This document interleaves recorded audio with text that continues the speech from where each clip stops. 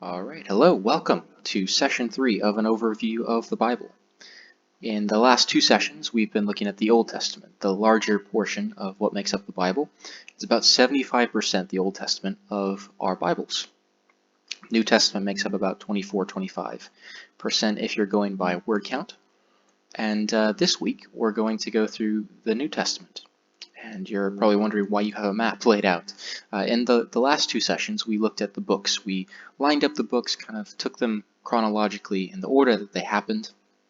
This week, I'm not going to line up books in a row. I'm actually going to show you where the letters took place. This is going to be a heat map of what happens in the New Testament. We're going to be looking at missionary journeys, especially of Paul. We're going to look at the theme of how the Acts unfolds, and where each book and letter happens in the New Testament, and a little bit about why. And we'll see if we can fit that in all one session. And a heat map, the idea here is we're going to circle the cities, going to circle the places where key events happen. And we'll see as we go along, this map gets filled in more and more and more of what's going on in the New Testament world. All right, so we're going to begin with the four Gospels, and they're easy to identify where they're at. They're down here in Jerusalem. The first one is Matthew. Matthew writes to Jewish Christians, and his emphasis is on Jesus is. Yes, Jesus is the promised Messiah, and he is fulfilling what God promised in the Old Testament. Those 400 years of silence, and all of a sudden, boom, there's Jesus. And Matthew writes to prove, to say, from the scriptures, that yes, Jesus is the Messiah. Then we get Mark. Mark is the shortest of the Gospels, and he emphasized that Jesus is God because he does only what God can do. If you like, Matthew's arguing from Scripture, and Mark does the same thing, but his emphasis is on Jesus is doing things that only God can do. He is God, and surprisingly, he's surprisingly unlike what we naturally think God is like. And then we get the Gospel of Luke. Luke probably writes from Rome, decades after the events, but he writes from eyewitness accounts. He's a doctor who travels with Paul. He's Paul's personal physician at times. He's a personal doctor. He gives a historical account, a historical and accurate account of Jesus' life and ministry, how Jesus fulfills the plan of God for salvation. That's Luke's focus. These things must have happened to Jesus because it's in God's plan. It's what God promised in the Old Testament, and God's bringing that through. The message of the Old Testament is trust God, keep moving, because he's made promises and he's faithful and just to keep them. And Luke is kind of saying, yes, God has made promises and he is being faithful and just to bring them through for his people. And then we get the Gospel of John. John writes from Ephesus. We'll talk more about John later. But John wants everybody who reads his letter to become a believer and have life in Jesus. That's his point. That's his whole point of the gospel. It's evangelistic. Jesus is revealed in his glory on the cross of all places. When he is lifted up, salvation comes to us. And that's the emphasis of John's gospel. And these gospels were written after the time of Jesus. Obviously, they're looking back, but they're writing based on eyewitness accounts, and they're being carried along by the Spirit to write accurately, not just a historical account, but a divinely inspired text that is the words of God, the very words that God intends for us to have. And then you get the book of Acts. And Acts, if you want to think about Acts, it happens in three parts. If you look at Acts chapter 1, verse 8, Jesus, when he's about to go back up to heaven, about to say, my earthly ministry is done, I'm going back up to the Father, he says to his apostles, but you will receive power when the Holy Spirit has come upon you, and you will be my witnesses in Jerusalem, and in all Judea and Samaria, and to the ends of the world. And if you like, Acts tracks along Jesus' thinking. He says, you'll be my witnesses in Jerusalem, and that's Acts 1 to 7. And then Judea and Samaria, that's Acts 8 to 13. And then past Acts 13, it's progressing onwards towards the very ends of the world. That's how Acts kind of progresses. The gospel message is furthering out, furthering out, furthering out. Acts is an account of the history of the church and the apostles after Jesus went back to heaven, after the ascension, which is there in Acts chapter 1. Acts is written by Luke, and we can kind of think of it as Luke part 2 of Luke's gospel. And the difficulty here for some of us is, how can it be a gospel when, a gospel is all about Jesus? And Luke, well, it's not all about Jesus, is it? It's about the apostles, it's kind of about the Spirit. Well, because very simply, Acts is actually very much about the acts of Jesus. It's about the activity of Jesus. As Jesus sends the apostles to do ministry, to carry on his message, he empowers them. As Jesus sends the Spirit, as he promised in John 14 through 16, he's sending the Spirit to do his work, the Spirit of Christ. And he sends out the apostles' commissions and empowers them and converts Paul, the apostle, who we're going to talk about in a second, and sends him out to do ministry, specifically to the Gentiles. The book of Acts is a book about the acts of Jesus through his apostles and his Spirit. They're not separate, they're together. And that's, as a matter of fact, that's why we take the message of the New Testament to be the message of Jesus, because Jesus said, "These are my apostles. They're going out. They're commissioned by me to take my message out, to unfold that further for people. And they're empowered by my Spirit. I am God. The Holy Spirit is God. When the Holy Spirit speaks through the apostles, I'm speaking." That's kind of how we should view the book of Acts. So Acts 1 to 7, growth of the early church in and around Jerusalem. Persecution happens and they start spreading. Acts 7 is the account of Stephen, one of the church leaders, being stoned and giving a sermon and being stoned for it. And as the persecution spreads out believers, so does the gospel message. It goes further and further out. And that's this bigger oval here that you see, Acts 8 to 13. Acts 8 to 13 is the growth of the church in Judea and Samaria. All right, in that kind of region. And we won't go through a lot of this, but we'll keep it simple for right now. We're going to do a series in Acts as a youth group soon, so hopefully we'll see that as well. Acts 13 onwards is the gospel going out further, all the way to Rome. Now in Acts 8, what happens is Paul is converted. He's then Saul. He's going around persecuting the church, and God gets a hold of him, turns his life around, prepares him for ministry, and then sends him out to the Gentiles as the apostle to the Gentiles to take God's message onward to the ends of the earth. And that's what happens. So Acts 8 and on focus largely on Paul, for a couple chapters on Peter, but once it gets to kind of Acts 11 to 13, it's pretty much focused on Paul, or maybe it's Acts 12 and on. Anyway, at this point, the focus is on the apostle Paul. And so we're gonna come back to Paul again and again as we kind of see his story throughout the book of Acts. We're going to see his journeys, his imprisonment, and all of that. But let's start filling in the letters of the New Testament. And largely now, you can get these Gospels. They're written for people to read. They're more like books. But now we're going to see letters written to people in certain situations and in certain places for certain specific reasons. And so the first of those is James. It happens really early on, and James is writing to people as the believers are being dispersed, as they're spreading out further. James is seen in one or more of these churches. We don't know specifically who he's writing to, but it's somewhere in the dispersion here of people who are going out, Christians who have been persecuted, and they're spreading out from Jerusalem. And he's seen disagreements. He's seen problems in the church. He's seen bad behavior. And he writes to them. And he diagnoses the problem of what's going on. And he's saying, basically, that they're holding back from God. They're trying to hide parts of their lives from him. They're trying to fix their sin on their own. They're saying one thing and then they're doing another.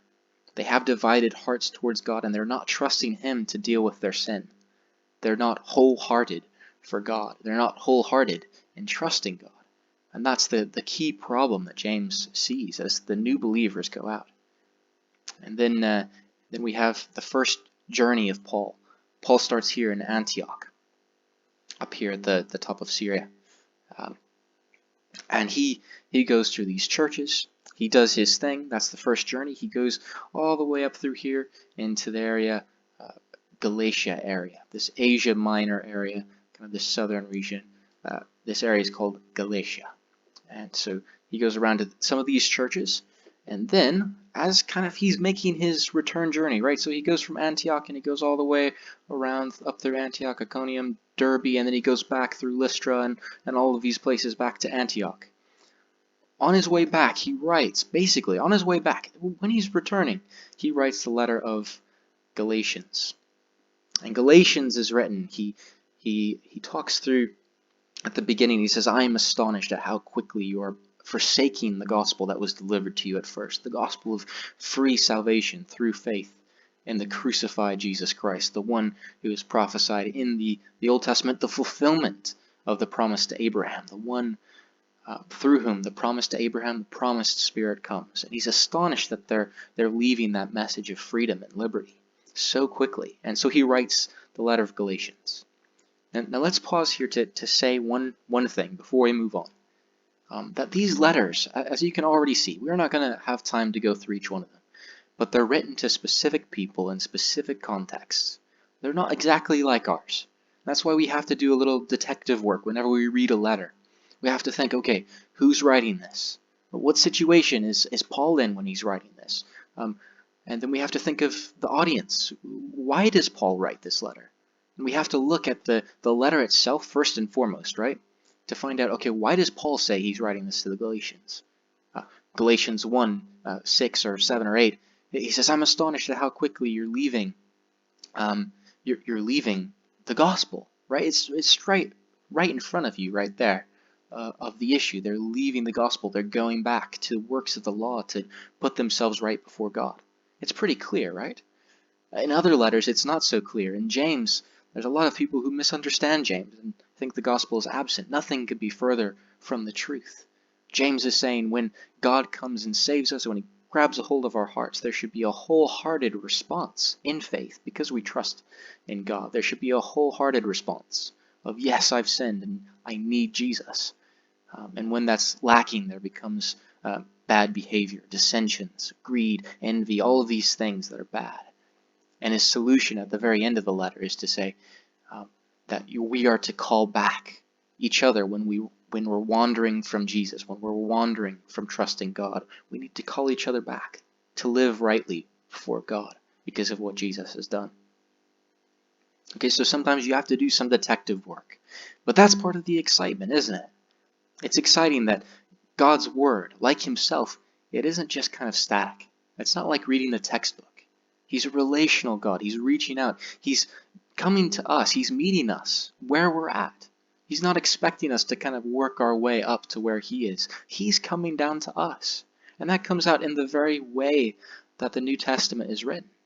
The New Testament is written to people in very specific situations, some very hard things that need to be said. But they're written to people and situations. And that's a point that we need to focus on. And later on, I'm going to give you an activity to go through the letter of Philippians and to do a little detective work to figure out, you already know, or you will know in a minute when we come there, that Paul writes the letter of Philippians to the church in Philippi. But why does he write that? And I'm going to send you on a little journey to kind of figure that out yourself. But that's at the end. Let's continue. After Galatians is written, I believe some people say that Galatians is written later. I think it's written right around that time. You get Acts 15. In Acts 15, you have the council at Jerusalem. And basically the apostles and others are getting together talking about, okay, how do we deal with some of the problems that are coming up? Because Gentiles, people who are outside of the Old Testament group of people, are being brought into the church. Part of God's plan that the blessing of Abraham might go to all the nations. All nations might be blessed through him. That's happening now. But the problem is, Jews who are still kind of trying to figure things out, and Gentiles who are coming in and trying to figure things out, there's tension there. And so they meet to resolve that tension. And there's a sermon that we can link to by Peter Mead, and he walks through that really helpfully of what's going on there. So we don't have time to look at that, but I'll link to that and the description of this video and in the sessions themselves. And then you get Paul's second journey. And during that journey, you can see here he starts in Antioch again and winds up all the way down in Caesarea. And you can kind of trace that. He goes through the Galatian letter churches, and he goes up and around down to Athens, across to Corinth area, back, and then through Ephesus.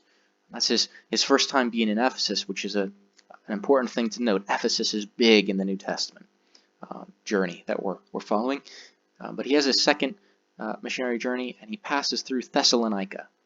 And during or slightly after his missionary journey, after leaving there, he writes 1st and 2nd Thessalonians, letters written to deal with big questions about when Jesus will come back, what the day of the Lord is all about, how we as Christians should think about that, how they as Christians should think about that, and therefore how we as Christians should think about that.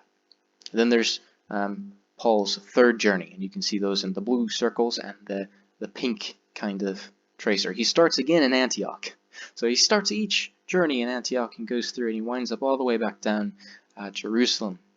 And he goes through several of the same churches, some new ones. So he goes through several of the same places. Some are churches that have been established, some new churches that need establishing.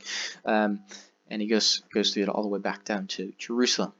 And Paul, a key note here is right here in Ephesus again. I said that Ephesus was going to come up time and time again. Paul spends 2 years in Ephesus, actually more, a few years in Ephesus, ministering and speaking to people about the gospel. During this time, Paul writes 1st and 2nd Corinthians. 1 Corinthians, it's a hard one. He has to confront them pretty hard.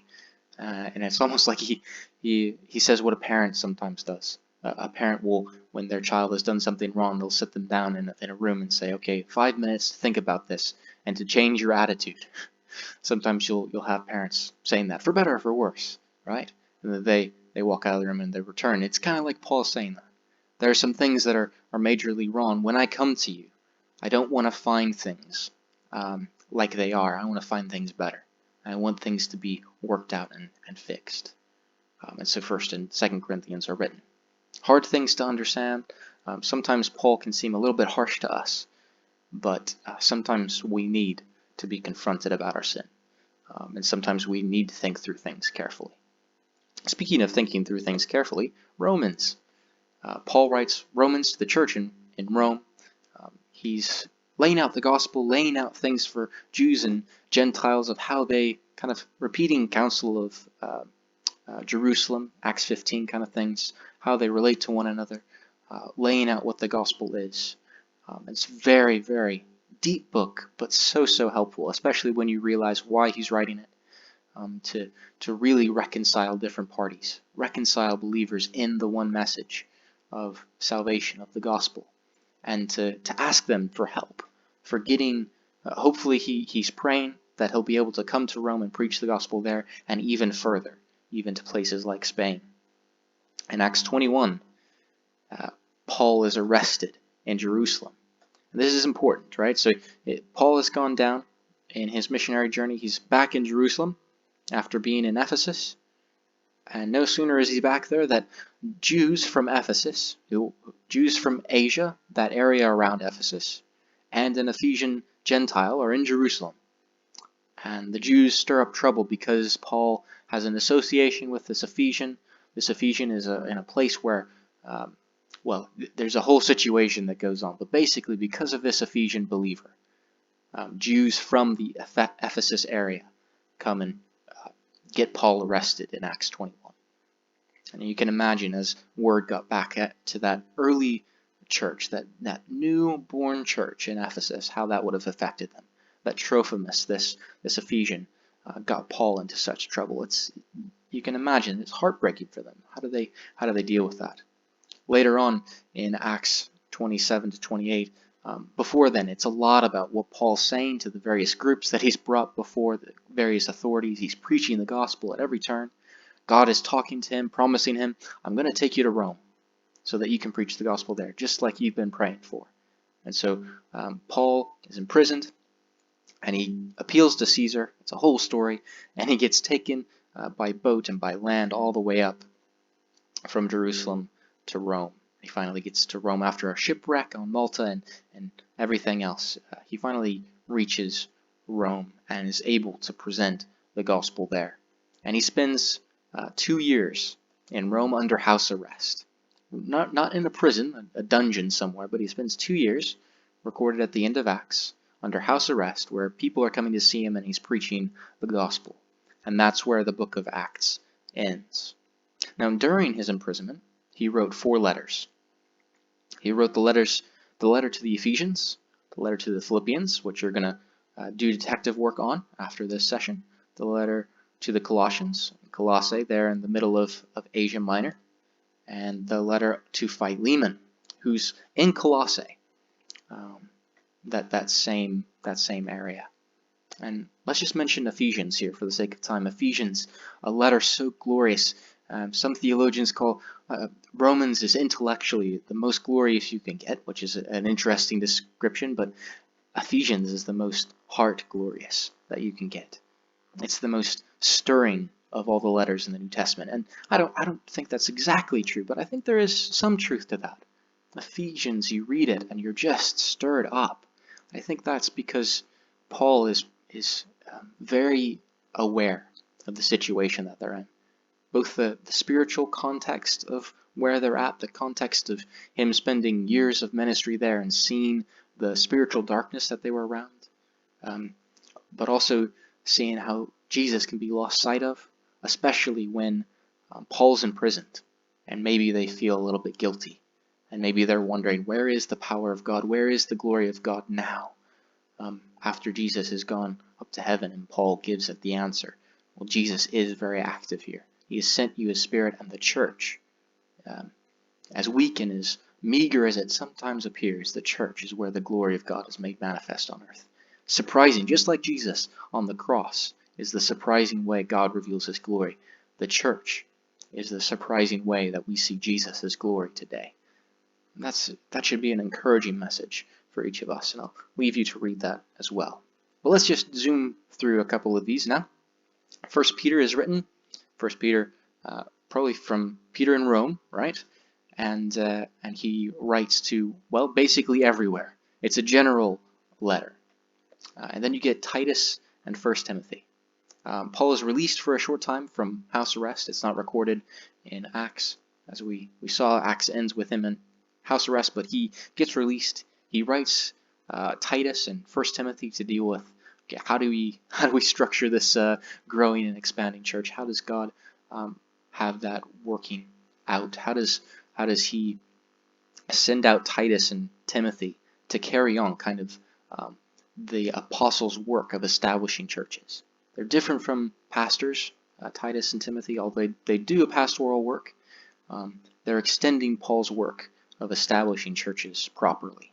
And Timothy, notice again, is there in Ephesus. I just wrote it here so you could see it more clearly, but Timothy is in Ephesus at that time.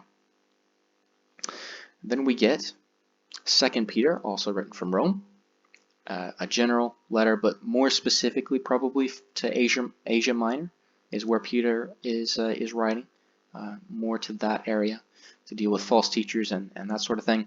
And then 2 Timothy, written again to Timothy, who's in Ephesus. Then we get Hebrews and Jude. Hebrews, a massively significant book, so important to connecting Jesus from the Old Testament to the New. Don't pass over that. We aren't quite sure who wrote it. Some people think Paul, and maybe that Luke dictated one of his wrote down one of his sermons, and that's why it's a little bit different. But bottom line is we don't know who wrote Hebrews. And Jude, a very short book, almost one of the shortest in all of the Bible, really, but definitely one of the shortest in the New Testament, probably behind the letter of Philemon. Philemon's very short. But Jude is written as well to deal with ongoing issues with people who are coming into the church with all sorts of ideas. And he writes to kind of strengthen the church in the face of that. And then we get back to John. I said we get back to John. John, the last of the living apostles, right? He lived the longest of any of the apostles, and he did ministry in Ephesus. And that's where he wrote 1st, 2nd, and 3rd John. 2nd and 3rd John written to places, probably Asia Minor, closer to Ephesus. specific churches, or in the case of 3rd John, maybe a specific person within a local church. 1st John is written because there's a church around Ephesus probably where people have gone out, people who said, you're not spiritual enough because you need Jesus too much, and they've left the church, and John is writing to them to reassure them that yes, Jesus is enough. Jesus is the one who connects you to God. Jesus is the one who makes you spiritual, who deals with your sin, and you need him. You don't want to do life without him. And then later on, John writes Revelation from imprisonment on Patmos. Patmos kind of down here, right across from Ephesus area. Kind of where this black line is pointing. At the end of that, that's where Patmos is. And he writes to 7 churches in this area. That letter of Revelation makes the rounds. It's very interesting and very worth spending your time reading it. God promises that anybody who reads it will be blessed in the reading of it. It is a great work. And so that is the New Testament.